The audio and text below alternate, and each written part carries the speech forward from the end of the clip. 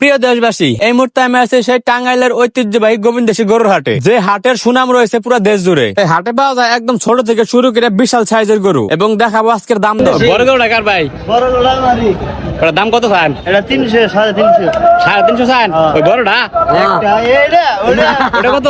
ওটা 750 এই মুহূর্তে যেটা দেখতে পেলেন, এটা হলো আজকের গোবিন্দেশী হাটের সবচেয়ে বড় গরু, যার দাম চা হইতে 7,50,000 টাকা। এই সাইড দেওয়া আছে আরো বিশাল বিশাল গরু, কিন্তু সমস্যা হচ্ছে বড় গরুর চাহিদা কম থাকায় হিমশিম খেয়ে যাচ্ছে বিক্রেতারা। তারপরেও নিরাশ হওয়ার কিছু নাই, এই হাটে আসে দেশের 64 জেলা থেকে ক্রেতা এবং বিক্রেতা। বিকেল হলে বিক্রি হয়ে যাবে বলে আশাবাদী সকলেই। ভাই গরু এটা কার?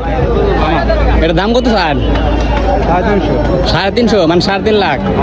আজকের হাটে ছিল ছোট গরুর চেয়ে বড় গরুর দাম কম। ভাই গরু কার এটা? গরু আমগর ভাই এটার দাম কত চান?